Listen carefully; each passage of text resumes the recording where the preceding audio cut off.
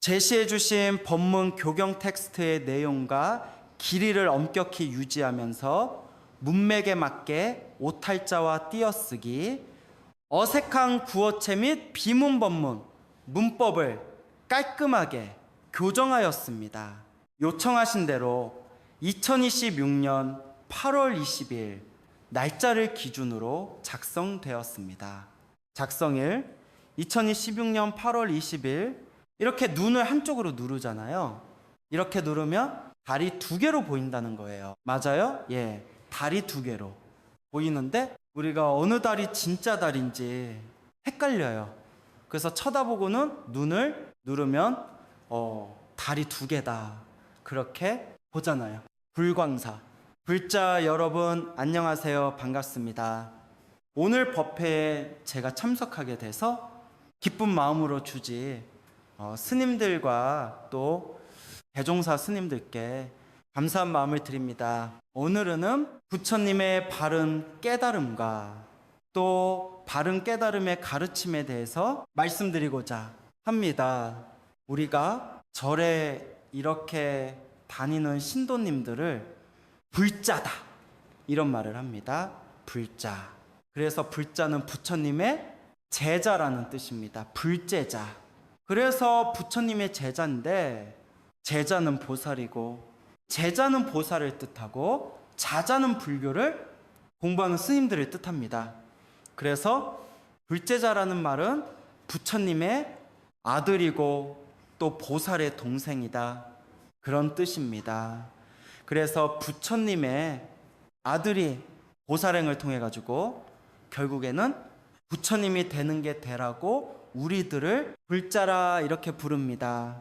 그래서 우리는 절에 오는 모든 신도님들의 궁극적인 목표는 부처님이 되는 겁니다.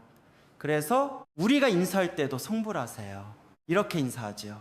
여러분 성불하세요. 네. 그래, 성불하라는 게 그냥 성불이 되는 게 아니고 무언가 깨달아야 된다 이렇게 얘기하잖아요. 그 깨달음을 정각이라 이렇게 얘기합니다. 정각을 깨달음이다. 바른 깨달음이다.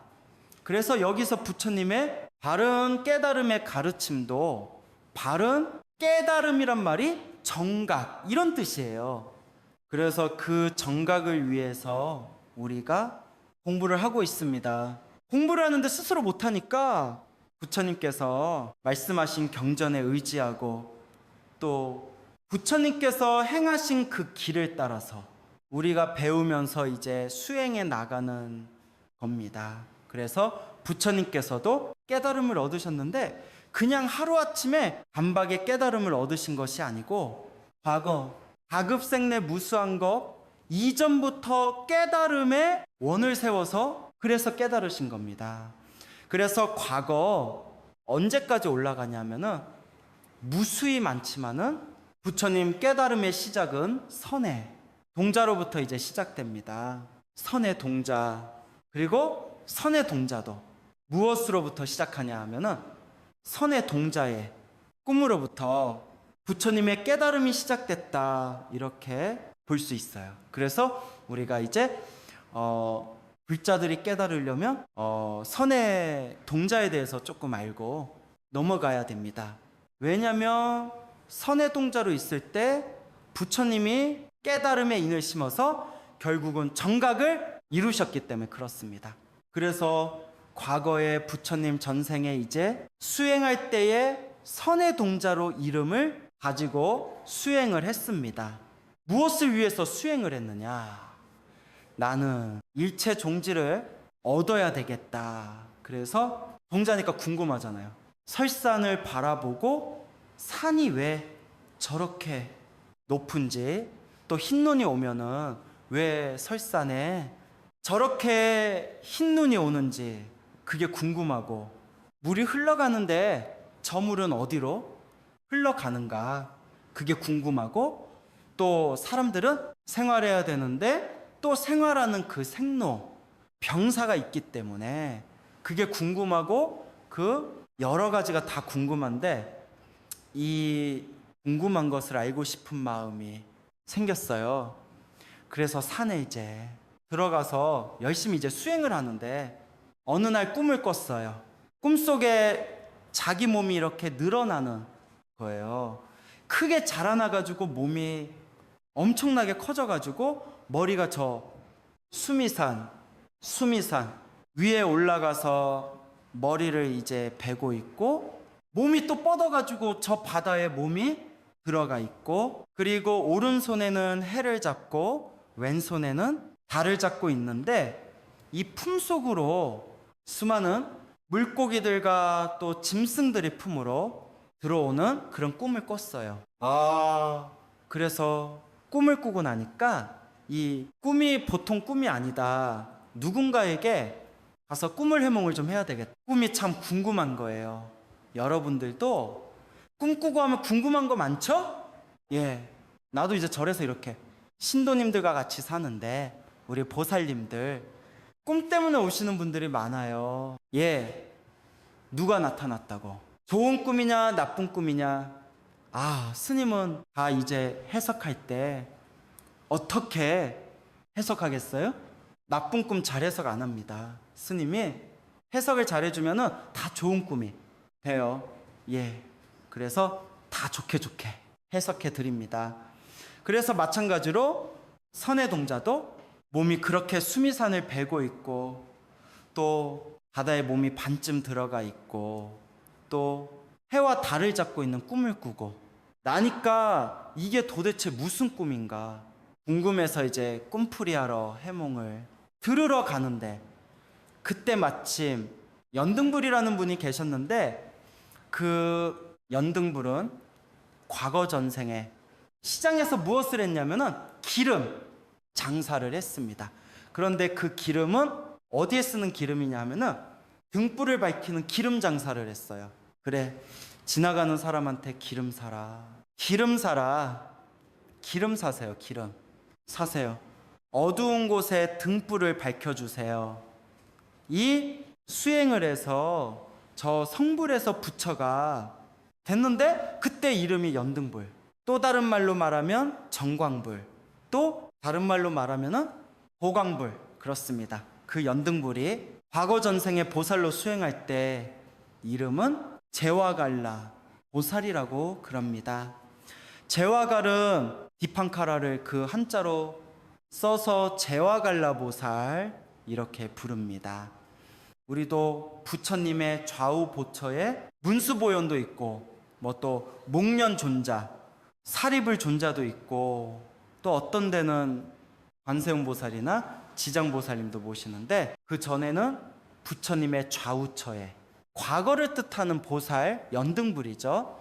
제와갈라의 뜻은 연등의 등불을 태운다는 뜻이에요. 그 보살을 모시기도 하고 또 이제 이쪽에는 부처님을 봐서 왼쪽에는 미륵불을 모십니다. 그렇게 모신 때가 어디 있냐 하면은 서산에 가면은 그 서산 마에 삼존불이 있죠. 마에 삼존불이 계시는데 가운데는 이제 부처님 계시고 그 다음에 오른쪽에 있는 분이 제와갈라 보살님이세요. 그리고 왼쪽에 이렇게 다리를 반쯤 올려서 있는 분은 미륵보살. 예.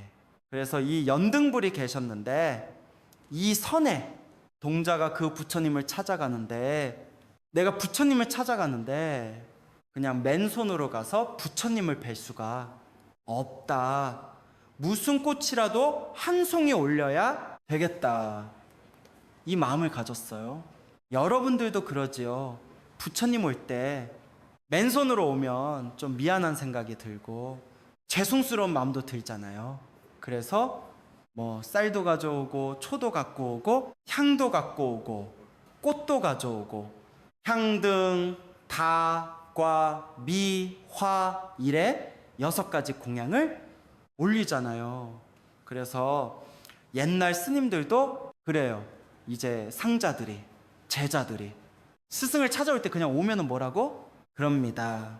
오다가 저 떫은감이라도 하나 줍지 그러냐 이렇게 얘기해요. 그냥 빈손으로 오지 말고 어른 스님들 찾아뵐 때 떫은감이라도 하나 들고 오직 그냥 맨손으로 오면 안 된다는 거지. 그걸 누구한테 배웠어요? 선해동자. 선해동자가 부처님을 뵈러 가는데 내가 그냥 맨손으로 갈 수가 없다. 그래서 내가 꽃이라도 하나 올려야 되겠다 하고, 그래서 꽃을 구해가지고 이제 갔습니다. 그래서 몇 송이를 구했냐 하면은 아시죠? 예, 7송이 오른손에 5송이 들고 왼손에 2송이 들고 가가지고 부처님을 뵈러 가니까 부처님이 수많은 군중 속에 이렇게 쌓여서 계셨어요.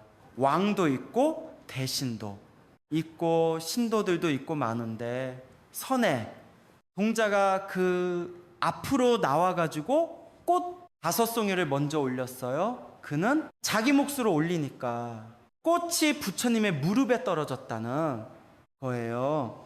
그리고 다시 또 2송이를 올렸는데, 이 2송이는 부처님의 양쪽 어깨에 올려져 가지고 우산 있잖아요. 일산처럼 이렇게 퍼져 가지고 부처님께 그늘을 드리웠다고 합니다. 그 많은 사람들이 보고 신기하잖아요. 다른 사람들은 꽃을 올리면은 떨어지는데 선해동자는 어떻게 돼서 꽃을 올리니까 어깨에서 떨어지지 않는가 궁금해 하니까 부처님께서 그 이야기를 해주시고, 선해동자의 과거 전생부터 닦은 공덕으로 이 꽃은 땅에 떨어지지 않고 허공 중에 있다. 땅에 떨어져서 흙이나 먼지나 남한테 밟히지 않고 그냥 허공 중에서 깨끗하게 있다는 거예요. 연화출수, 연못에 핀 연꽃이 이제 허공에 피잖아요. 딱 나오면은 아주 맑고 깨끗하게 있듯이 이 꽃도 연화출수와 같이 이 허공에 있느니라. 그래서 이제 연등불께서 많은 사람들 앞에서 선해동자에게 수기를 줍니다. 어떤 수기냐? 선해동자는 신심이 깊고 수행을 열심히 했기 때문에 많은 공덕을 심었으므로 다음 생에 부처가 되리라. 그때 이름을 석가모니라 하리라. 그리고 그때 세상의 이름은, 그 세계의 이름은 사바세계가 되리라. 이렇게 수기를 주셨어요. 그때 부처님께서 석가모니, 부처님께서 그 수기를 받으셨어요. 그 석가모니 부처님이 되리라. 그때에 세상은 사바세계가 되리라. 이렇게 이제 받고 이제 법문을 듣고 부처님께서 이렇게 걸어서 성문에서 나오시는데, 마침 도로 공사를 하고 있었어요. 도로 공사. 그 선해동자도 뭔가 그 길을 닦는데 보태고 싶어서 한쪽에서 이제 도로 봉사를 하고 있는데, 부처님이 나오시니까 거기에 모인 많은 분들이 자기의 옷을 벗어가지고 부처님이 오시는 그 길에다가 던져서 가는 겁니다. 뭐 비단 옷 있지요. 그리고 왕족들이고 또 관리들이니까 옷을 다 좋은 옷을 입었을 거 아니에요. 그 많은 분들이 이제 옷을 던져가지고 부처님이 가시는 길에 제발 내 옷을 밟고 가세요. 이 마음을 가진 거예요. 내 옷을 밟고 가라. 우리는 남이 내 옷 밟으면 별로 좋아하지 않죠? 근데 부처님이 밟으면 아마 좋아할 것 같습니다. 그래서 많은 사람들이 그 옷을 던져놨는데, 선해동자도 옷을 입고 있었는데 산에 있었기 때문에 어떤 옷을 입고 있었냐 하면은 사슴 가죽으로 만든 옷을 입고 있었어요. 그것도 다 헤어져 떨어지고 냄새나는 그런 옷을 입고 있었는데, 남들이 다 옷을 던지니까 또 선해동자도 옷을 던져서 부처님이 내 옷을 밟아가시면 좋겠다 하고 이렇게 옷을 던졌는데, 거기에 모인 왕족이나 관리들이 여러분들이 다 부처님 가시는 길에 왜 이 더러운 옷을 갖다 놓느냐 이거예요. 그래서 거기 있는 분들 중에 한 분이 선의 동자의 그 사슴 가죽으로 만든 옷을 저쪽에다가 휙 던져버렸어요. 던져버리면서 이 더러운 옷을 감히 부처님이 밟고 가게 하느냐고. 그런데 그때 부처님께서 신통으로서 도로 공사하는데 그 도로를 덜 공사해 가지고 이게 흙이만 묻어 있고 물기가 이렇게 있는 웅덩이 같은 데가 있었어요. 그러니까 연등불께서 선의 동자에 옷이 던져지 그 자리에 어떻게 했냐 하면은 웅덩이를 만들었어. 질척질척하게 진울궁덩이처럼. 그리고 많은 그 좋은 옷은 밟지 않고 부처님께서 그 던져 버려진 선에 동자의 옷이 있는 곳으로 걸어갔어요. 보니까 옷이 있지만은 웅덩이가 너무 큰 거예요. 그래서 선의 동자가 안 되겠다. 그 옷만 가지고 안 되겠다. 부처님이 어떻게 저 진흙탕을 걸어가게 할 수 있느냐. 그래서 선의 동자가 머리를 풀어가지고 깔고 그리고 자기 몸을 엎드렸어요. 부처님이 옷과 내 머리와 내 몸을 밟고 다시옵소서. 그 자기 몸을 다리로 삼아서 자기가 몸이 다리가 돼서 있으니까 내 몸을 밟고 이 진흙탕을 건너가시옵소서 그랬어요. 그래서 부처님께서 그래 알았다 하시고 이 길은 아무나 갈 수 없고 오직 부처님만이 이 길을 밟고 갈 수 있고 다른 성문이나 보살들도 감히 갈 수 없는 길이다 그랬어요. 그리고 이제 부처님이 옷을 밟고 머리를 밟고 그 몸을 밟고 이렇게 지나가셨다고 그럽니다. 그러니까 많은 사람들이 보고 신기하잖아요. 부처님은 저 동자는 누군데 저 동자가 하는 일에 대해서 신통을 보이실까? 그러니까 이제 부처님이 또 말씀하세요. 이 동자는 다음 세상에 부처가 돼서 오타각세 오타 알죠? 법탁, 명탁, 견탁, 중생탁, 번뇌탁 그런 악하고 탁한 세상에서 그 더러운 세상에서 살면서 거기에 사는 중생들을 구제해 주리라 그렇게 말씀하셨어요.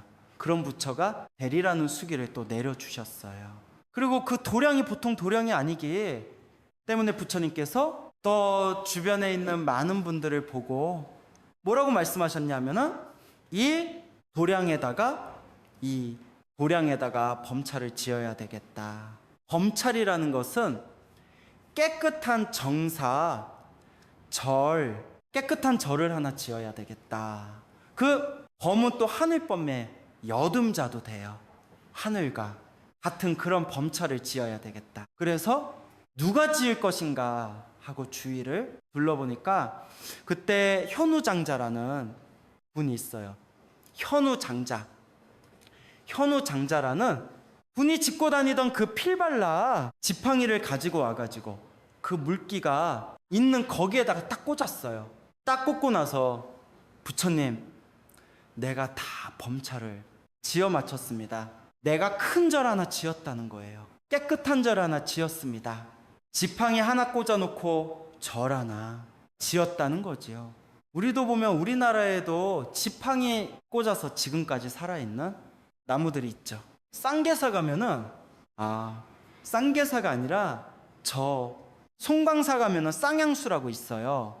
그 무슨 남자인가 두 가지 향나무가 이렇게 꽂아져 있는데 그거는 보조 국사가 심은 것이다 그래 말씀하시고 또 용문사 가면은 은행나무 있죠. 또 상원사 가면 그 중대에 가면은 하남 스님이 짚고 다니시던 지팡이가 있는데 그 단풍나무도 하남 스님 지팡이다 그러고 청도 가면은 청도에 무슨 적천산가 거기 가면은 큰 은행나무 2개가 있는데 거기는 보조 국사 지팡이를 또 꽂아서 자란 그런 나무라고 그거는 옛날에 그 비석을 세워놓은 것도 지금 남았어요. 비석이. 그래서 우리가 지팡이를 꽂아서 나무가 자랐다. 이 내용의 출처는 바로 현우 장자라는 분이 그 절을 지은 거예요. 그래서 범차를 잘 지었습니다. 그러니까 저 하늘에서 어떤 분이 그러는 거야. 현우 장자가 참 지혜로운 사람이다. 현명한 사람이다. 그래서 현우지요.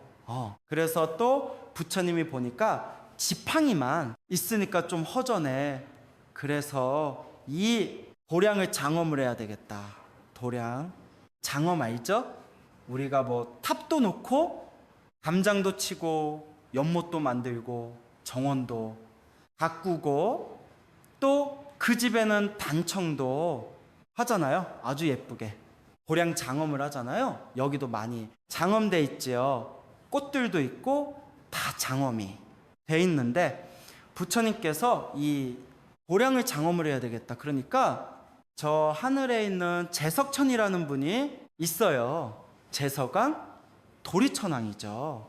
도리천왕이 와 가지고 저기 가서 풀 한 포기를 뽑아왔어요.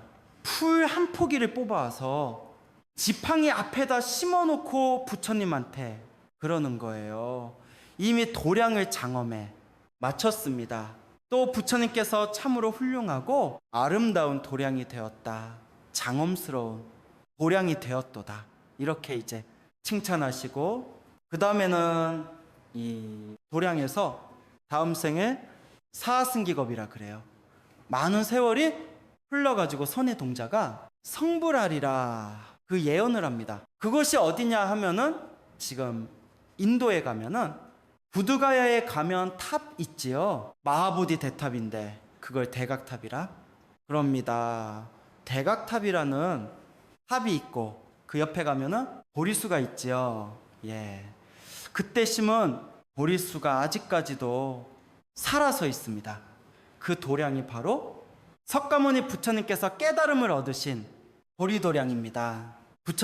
석가모니 부처님은 이제 선의 동자로부터 시작해서 도솔천에 올라가서 호명보살이라는 이 이름으로써 천상 사람들을 다 제도하시고 그 다음에 인간 세상에 내려와서 사람들을 제도하기 위해서 그 인간의 모습으로 나타나셨어요.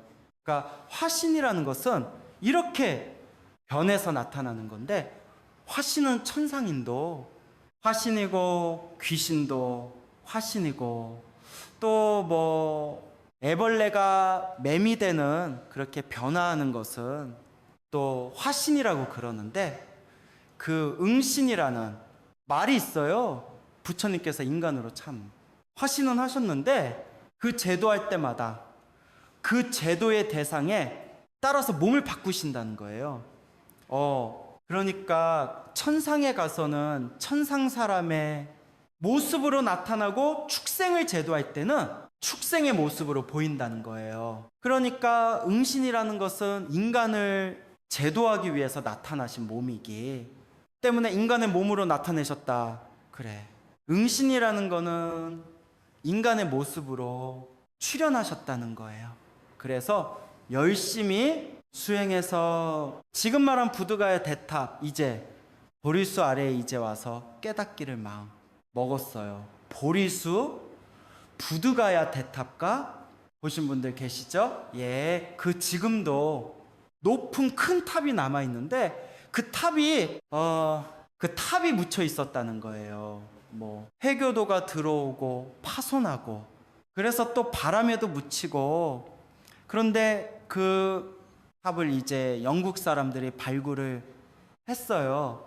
그 묻혀 있었기 때문에 그때 당시 신도들이 그 강에 모래를 퍼다가 다 묻어놨기 때문에 위에는 조금 손상되고 했지만은 밑에는 그대로 남아 있었어요.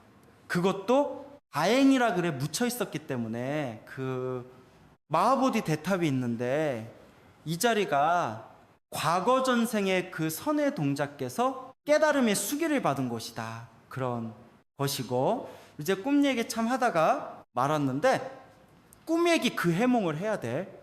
그거 아니에요.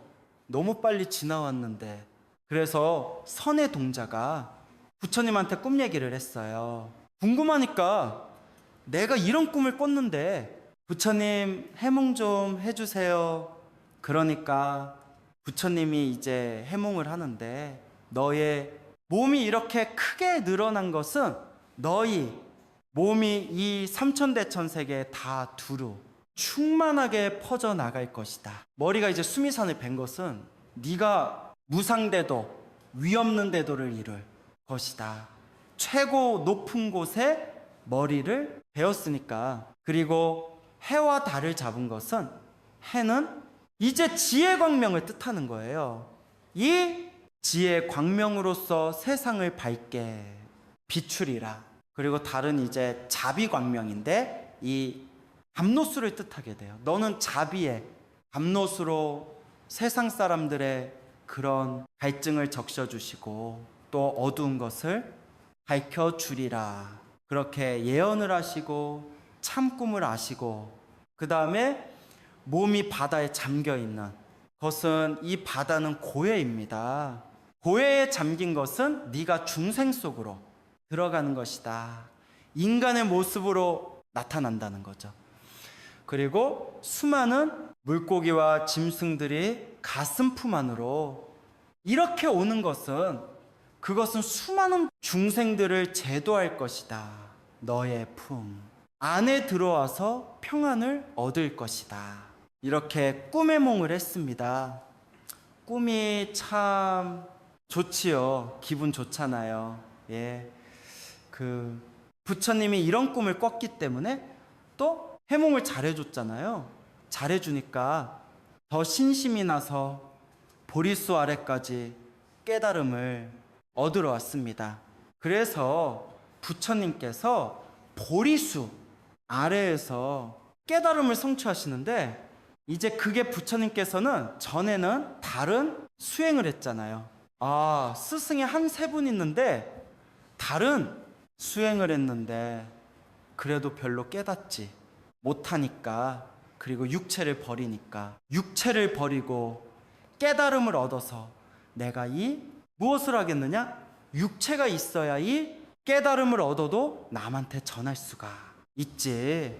육체를 버리고 어떻게 깨달음을 얻으면 뭐 하겠냐 생각해서, 그래서 음식을 드시고 이 몸을 조금 건강하게 해서 보리수 아래에 와서 이제 용맹 정진해서 이제 깨달음을 성취하는데, 어떤 내용으로서 깨달음을 성취하냐 하면은, 이제 초저녁으로 말하면 초저녁 무렵 때 가지고 이제 선정에 들어요. 선정에 들어가지고 초저녁에 어디까지 들어가냐 하면은 이제 사선정이라고 있습니다. 그것은 불고불락입니다. 괴롭지도 않고 즐겁지도 않은 사념, 청정의 평등한 그런 경지에 들어가 가지고 천안통을 얻어요. 천안통이라는 것은 하늘의 눈인데, 미래를 보는 눈, 미래 세상을 다 볼 수 있는 눈을 얻어요. 그 다음에 중야 한밤중에 가서는 숙명통을 얻는다는. 숙명통은 과거를 볼 수 있는 것, 모든 사람들의 전생을 볼 수 있는 눈을 얻고, 전생 궁금하잖아요. 우리가 전생에 뭐였는지, 또 미래에 어떻게 될 것인지, 어떤 결과가 나타나는지 궁금한데, 이제 부처님한테 물으면 답을 다 주실 거예요. 그 다음에 숙명통을 또 지나서 또 새벽녘이 됐을 때 누진통을 얻어서, 누진통을 얻는데, 누진통을 어떻게 얻냐면은 12연기를 관찰해서 누진통을 얻었다 그럽니다. 그렇기 때문에 부처님의 깨달음은 12연기를 관찰해서 깨달음을 얻은 것이다. 누진통을 얻은 것이다. 누진통이라는 것은 일체 번뇌가 소멸하는 그러한 신통을 얻은 것입니다. 멸진정이라고도 하는데, 이정에 들어서 누진통을 얻어가지고 그 다음에 12연기를 관해서, 이제 12연기의 근본이 어디서 시작되냐 하면은 무명에서부터 시작됩니다. 무명, 우리가 말하는 무명을 이제 타파한 거지요. 그런데 이 무명이 어둠인데 무명은 밝지 못하다는 뜻이에요. 그리고 우리가 말하는 악이고 그 무명의 대표되는 이제 왕이 누구냐 하면 마왕 파순이라. 마왕 파순이라는 것은 욕계 육천에 하와자 제천에 있는데 이 마왕 파순은 욕계 육천에 있으면서 그러니까 사왕천, 보리천, 야마천, 도솔천, 화락천, 타와, 자제천 굉장히 높잖아요. 제일 높은데 있으면서 사람들이 인간들이 욕계를 벗어나는 것을 못 벗어나게 막고 있어. 왜냐? 이 욕계는 탐진치가 많고 악이 많은데 이 마왕파수는 하와자 제천왕은 그 악을 먹고 사는 사람이에요. 탐진치를 먹고 사는 천상인이에요. 왕이에요.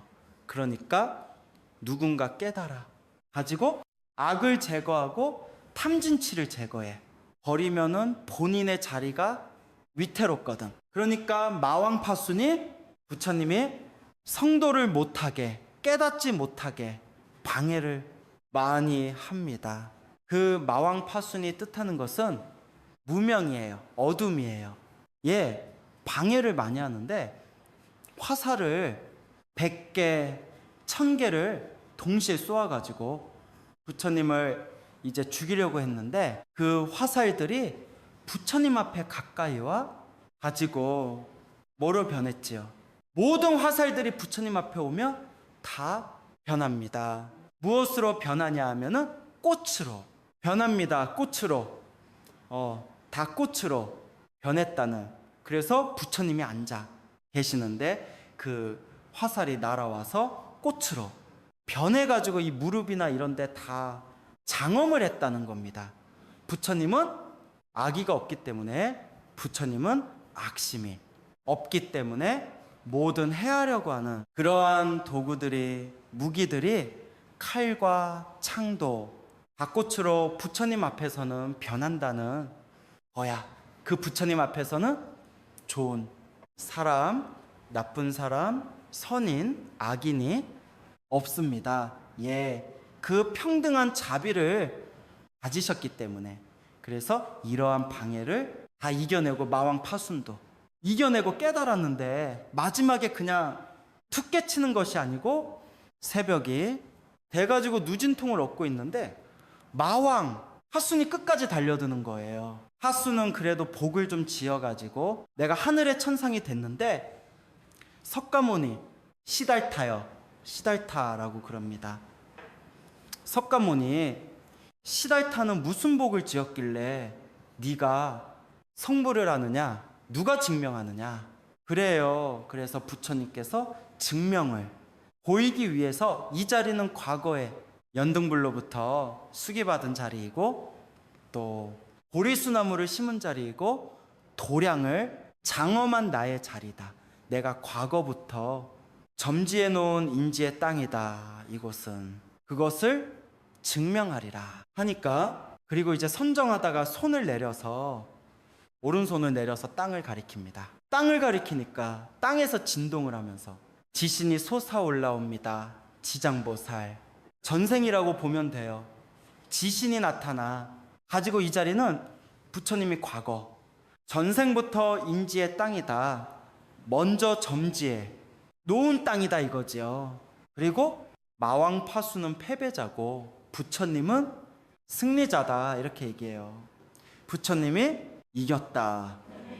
예. 그래서 우리가 그때 또 부처님이 그 소리를 듣고 하늘을 보니까 하늘에서 이제 샛별이지요. 그걸 계명성이라 그럽니다. 계명성이 떠올랐. 그래요. 그때 그것을 보고 부처님께서 깨달음을 성취했는데 그때 깨달음은 완전한 깨달음이다. 그렇게 합니다. 그래서 부처님께서 결국 깨달음을 얻으신 그 방법은 12연기를 순간하고 역간했다 그래요. 12연기는 이제 좀 어려운데 12연기의 시작은 무명으로부터 시작됩니다. 그럼 무명으로부터 시작되는데 이 무명은 어떻게 시작되느냐? 어떻게 일어났느냐? 무명이 어떻게 생겼느냐? 예. 그거는 이제 기신론에서도 이제 말을 많이 논하고 여러분들도 많이 논하는데, 이 무명이라는 것은 호련이 생겼다 그래요. 중요한 것은 호련이라는 말이야. 그리고 무명에 의해 가지고 산화대지가 생기는 것도 부처님이 볼 때는 호련생 그럽니다. 호련이 문득 생겼다 그럽니다. 이 무명이라는 거 왜 문득 생겼냐? 이 세계가 또 이 마음이 본래 하나인 줄 모른다는 거예요. 일체인 줄 모르기 때문에 거기에서 염이 일어난다. 호련 염기. 호련이 염기가 일어난다. 한 생각이 일어남으로 인해서 그 무명이 시작됐다. 그럼 호련이 일어나는 것은 누가 아느냐? 유불능지 그럽니다. 유불능지는 오직 부처님께서 능히 아신다. 유불능지니까 증지소지, 비어경 그러잖아요. 법성계에도. 이 무명이 생기는 이치는 아무리 설해도 알 수가 없다. 깨달은 자만이 알 수 있고, 성문이나 보살이나 그런 분들도 알 수 없는 경지가 이제 무명이 일어나는 경지입니다. 그래서 호련이 일어났다고 생각하세요. 호련이. 그런데 호련이 일어나는데 그 무명의 실체가 있느냐 없느냐? 예.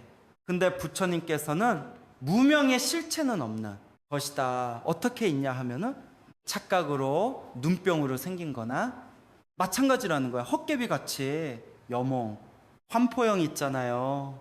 여로여겨전처럼. 그 순간에 환상이 생긴 것이다. 헛개비가 생긴 것이다. 예.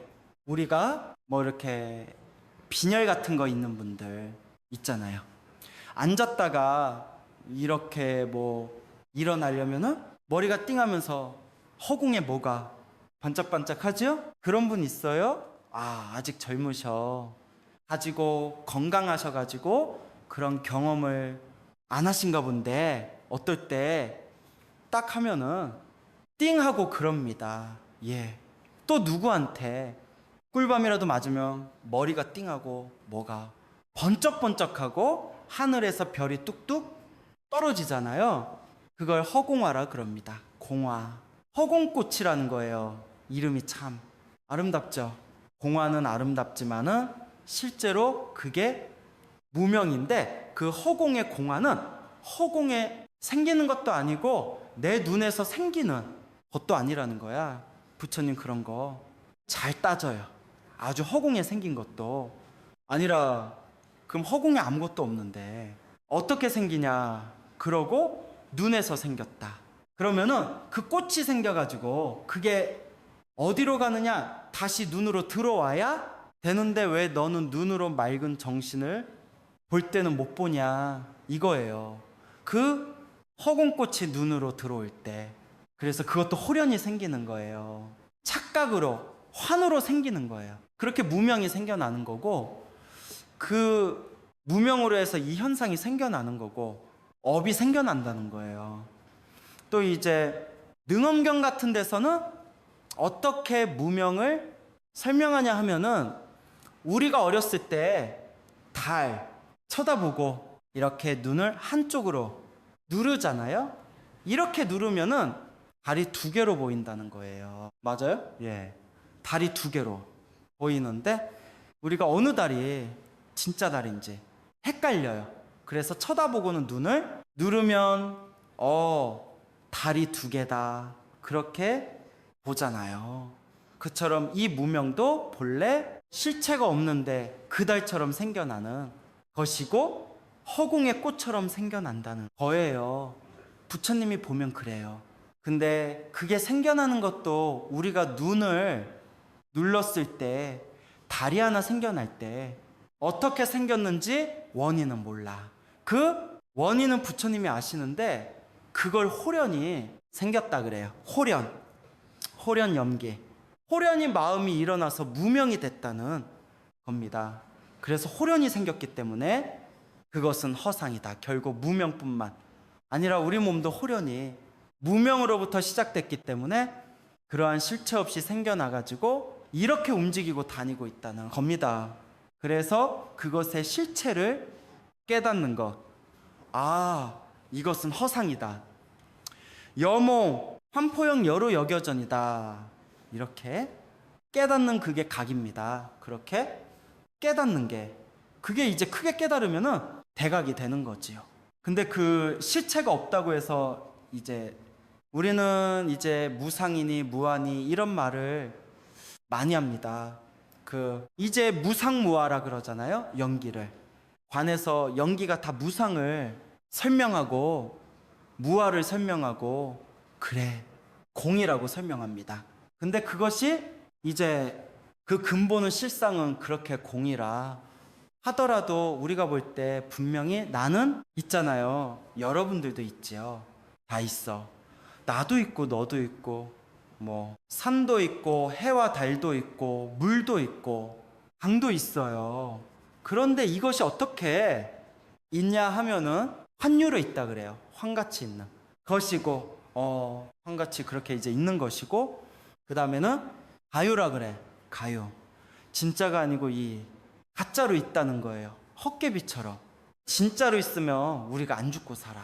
있어야 되고 변하지 않아야 된다는 거예요. 부처님 말씀은 그게 진짜로 있다고 그러면 변하지 않아야 되는데 우리가 변하기 때문에 생로병사를 겪고 있기 때문에 그거는 가유로 있는 것이다. 그래서 그런 무상한 가운데 또 무아인 가운데 또 연기공이잖아요. 그 공 가운데 가유가 있기 때문에 그것을 그때를 묘유라 그럽니다. 묘유. 공 가운데 묘하게 있다니 가같이 있고 가짜로 있지만은 그렇게 있는 것을 묘라고 그럽니다. 묘유. 그래서 이제 선사 스님들은 진공 진짜로 공한 가운데는 묘한 것이 있다. 그럼 뭐가 되겠어요? 진공묘유가 되는 거예요. 그 가유가 있는 거. 그러니까 진공 속에는 그 실상도 공하지만은 그 공한 가운데 유가 있다는 거예요. 어떻게 있어요? 가유가 있다. 환유가 있다. 그래서 진공묘유다. 진실로 공한 가운데 묘하게 있다. 그 유를 유가 있는 그 작용을 진공 가운데 그 공성성자로 들어갑니다. 그 묘하게 있으니까 우리가 알지 못하지만은 허공에 있으면은 그 공성 그래요. 그 다음에 허공의 바깥 경계물질 지수 화풍에 있으면 법성 그럽니다. 법이라 그래요.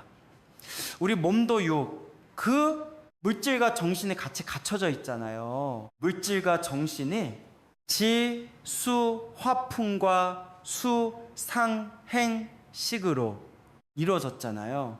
그 8가지로. 그러면은 이 몸에는 법성이잖아요. 반은 이제 수, 화풍은 법이니까. 그 다음에 이제 또 반은 수상행식은 그 수상행식은 자성이라 그럽니다. 그 묘하게 있기 때문에 그 묘하게 있는 것이 부처님한테 있으면은 뭐라 그러죠? 불성 그럽니다. 그래서 뭐 공성, 허공 법성, 자성, 부처님 한테는 불성 이게 여러 나눠져 있잖아. 이 말이 뭐 공성이라 했다, 자성이라 했다, 법성이라 했다, 뭐 불성이라 했다 하니까 요걸 통틀어 가지고 부르는 말이 진여 그럽니다. 진여라 그래. 우리가 진여 들어봤지요? 진여 노래 많이 나오잖아요. 타타타 이게 진여입니다. 우리 타타타 노래 있잖아요. 그게 타타하는 게 진여고 진여에서 나오면 열애가 돼. 부처님이 돼. 여자는 진여에서 오신 분 열애. 그러면 타타가 가타가 되는 거예요. 그 부처님은 인도말로 할 때는 타타가타 그래요. 왜냐? 이 진여 공성에서 오신 분이다 그래요. 그래서 부처님 불성이나 자성이나 법성도 묘하게 있다고 우리는 보고 있는 거예요. 다른 데는 그래 안 보지만은 묘하게 있어. 이 불교에서는 부처님 가르침 중에는 묘자가 아주 많이 쓰이고 우리가 모르는 걸 뜻해요. 묘자는 잘 몰라요. 묘자는 우리 보통 범부 중생들이 알 수 없는, 알 수 없을 때는 알기 어려울 때는 묘자를 씁니다. 진공묘유다. 묘하게 진공 가운데 가유로 있는 게 그게 이제 묘유. 묘자 쓰잖아요. 천수경에 무상심신미 묘법 하잖아요. 미묘하다. 하도 미묘해가지고 그게 무슨 뜻인지 모릅니다. 잘 몰라요. 우리 중생들이 모르는 것을 묘자 씁니다. 그 다음에는 깨달음에 있어서도 53선지식 하듯이 50이 넘어가지고 50이 이제 금강경 하면 53이 되는데 그 50 등각 지나가지고 그 다음에 무슨 각이에요? 등각이 지나면은 묘각. 그래, 묘각. 부처님의 경지에 깨달음을 묘각이라 해. 묘자로 들어가는 거야. 그리고 묘자는 상당히 조금 수준이 있는 뜻이 담겨 있어요. 묘자에는 깨달음도 제일 높은 깨달음이 거기서는 53선지식에서 묘각을 깨달아야 돼. 그게 구경각입니다. 묘각이. 또 경도 우리가 어려운 경 있잖아요. 잘못, 참묘하다 그런 경이 있지요. 무슨 경이에요? 많이 읽으시잖아요. 경자에서도 제일 어렵고 뜻이 깊은 경전은 묘법연화경. 그 묘법은 경전이고 묘각은 부처님이고 진공묘유는 이렇게 가유로 있는 우리들이 이렇게 나타나 있는 것을 그것을 이제 묘하게 있다 그래요. 그 어렵잖아요. 우리 법정 큰 스님께서 책을 쓰셨는데 책 제목이 텅 빈 충만이야. 그거 참 말이 반대되잖아요. 텅 비었으면 텅 비었다고 말해야지. 왜 거기다가 또 뭐가 충만하다는 거예요? 그럼 충만하면 텅 빈 게 아니지. 예, 맞지요? 예, 충만하면 텅 빈 게 아니고 텅 비면 충만하지 않고 그것이 묘하다는 거예요. 그러기 때문에 묘유 그럽니다. 묘유. 묘자에 대해서 대충 알겠지요? 신비로운 글자다 생각하면 됩니다. 우리가 또 그 나이를 볼 때도요. 나이 그 아가씨들 20살 정도 되면은 묘령이라 그래. 묘령 그 마음을 알 수가 없어.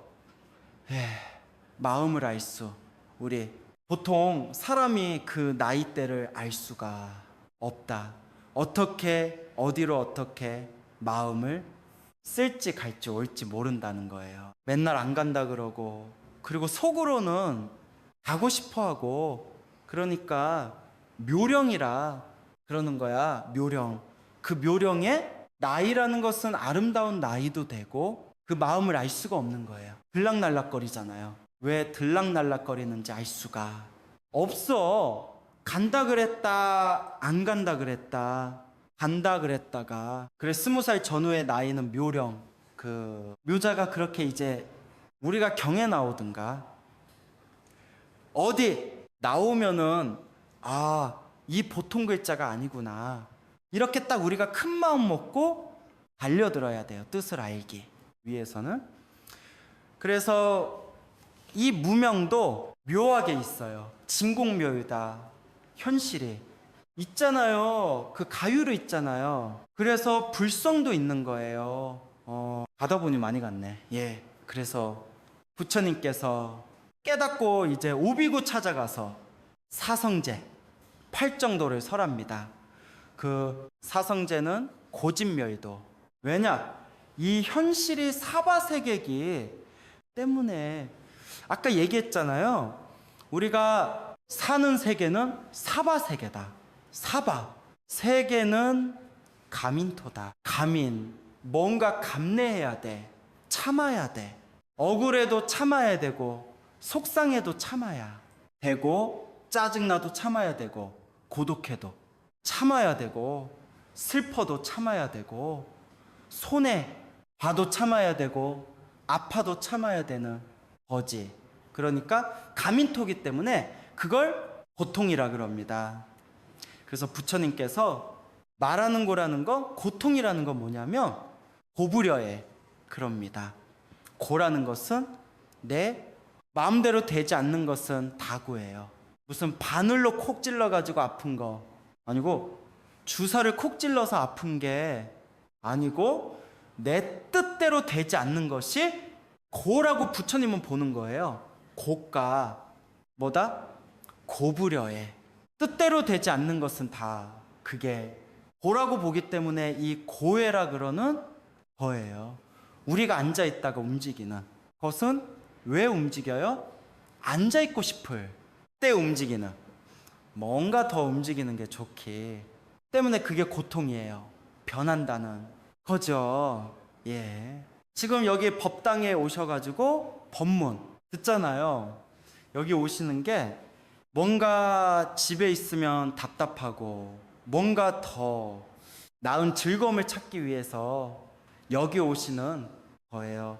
그 고통을 떠나서 얻는 것이 즐거움이고 이고등락. 그 부처님 가르침을 이렇게 한마디로 줄이면 이고등락이에요. 고를 여의는 가르침입니다. 예. 그리고 이제 그다음에 이제 고인데, 고, 집, 멸, 도, 인데, 생, 로, 병사가 고고, 그 다음에는 뭐 다 아시죠? 사랑하는 사람 헤어지고, 또 미운 사람 만나고 구하여도 얻지 못하고, 또 이 육체를 갖고 있으니까 지수화풍이 말을 안 들어. 지수화풍이 서로 싸워. 자기가 잘났다고. 그래서 병이 생겨. 괴로워져요.